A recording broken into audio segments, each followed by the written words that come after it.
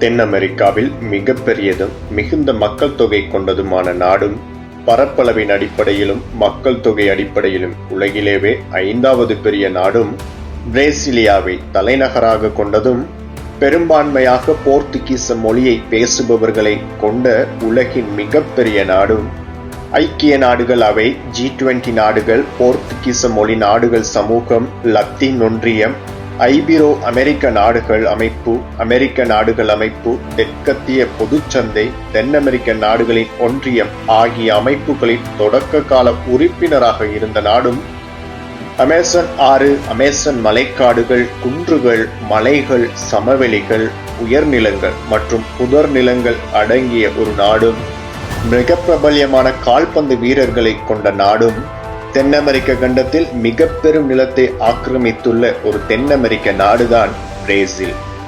பிரேசிலின் கிழக்கிலும் வடக்கிலும் அட்லாண்டிக் பெருங்கடல் உள்ளது. 7491 சதுர கிலோமீட்டர்கள் நீளமான கடற்கரை பிரேசிலுக்கு உண்டு.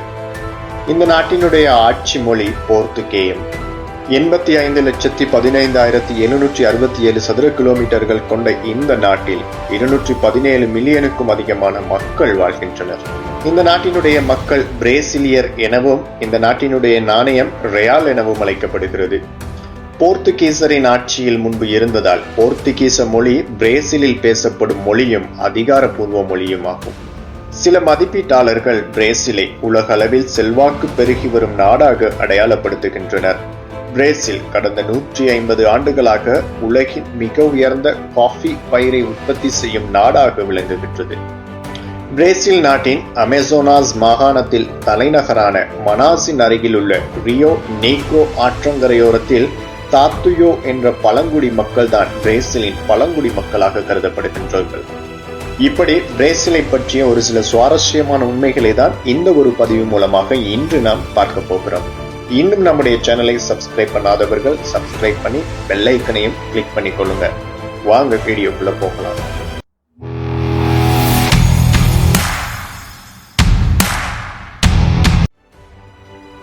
பிரேசில் உலகின் 5வது பெரிய நாடாகவும் அமெரிக்காவில் 3வது பெரிய நாடாகவும் விளங்குகிறது. உலகிலேயே தன் நிலப்பகுதி வழியே நில நடுக்கோடு செல்லும் ஒரே நாடாக பிரேசில் தான் விளங்குகிறது. பிரேசிலின் முதன்மையான ஆறுகளாக அமேசான், அதாவது உலகின் 2வது மிக நீளமானதும் நீர்கொள்ளளவில் மிக பெரியதுமான ஆறாகும்.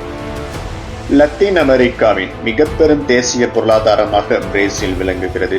அனைத்துலக நாணய நிதியம், உலக வங்கி அறிக்கைகளின்படி நாணயமாற்று சந்தை வீதப்படி உலகின் 7வது பெரிய பொருளியல் நாடாகவும், கொள்வனவு ஆற்றல் சமநிலையில் 7வது பெரிய நாடாகவும் உள்ளது பிரேசில் தான்.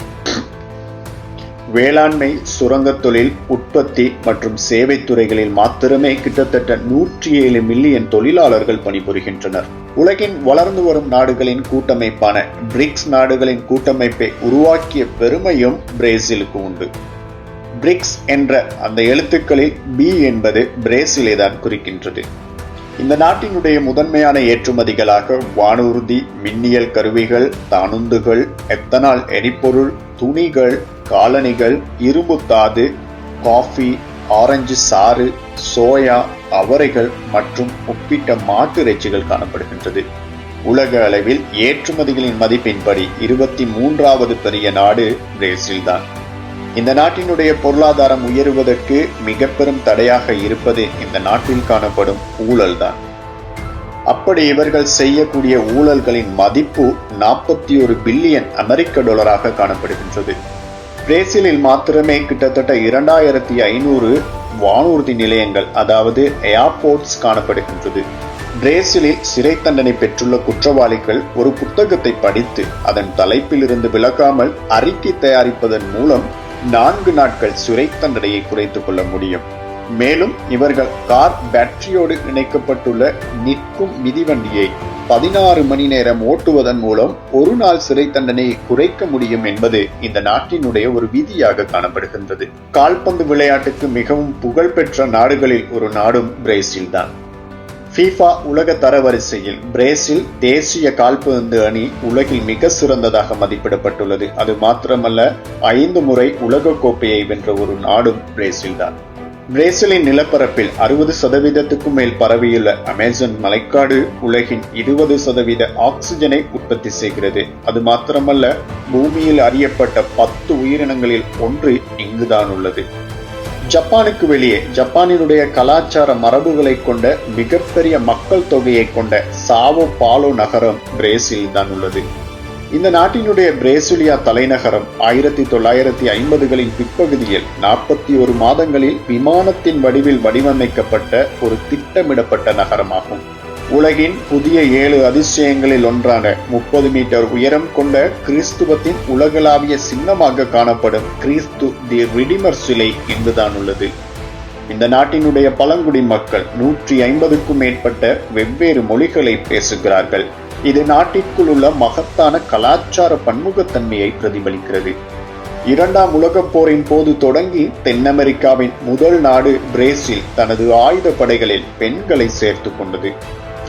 தெற்கு நகரமான கிராமடோ அதன் ஐரோப்பிய பாணி கட்டிடக்கலை மற்றும் கலாச்சாரத்திற்கு பிரபலமான ஒரு நகரமாக காணப்படுகின்றது. 141 மில்லியனுக்கும் மேற்பட்ட வகையான விலங்குகள், தாவரங்களை உள்ளடக்கிய உலகின் மிக பல்லுயிர் நாடுகளில் ஒன்றும் பிரேசில் தான்.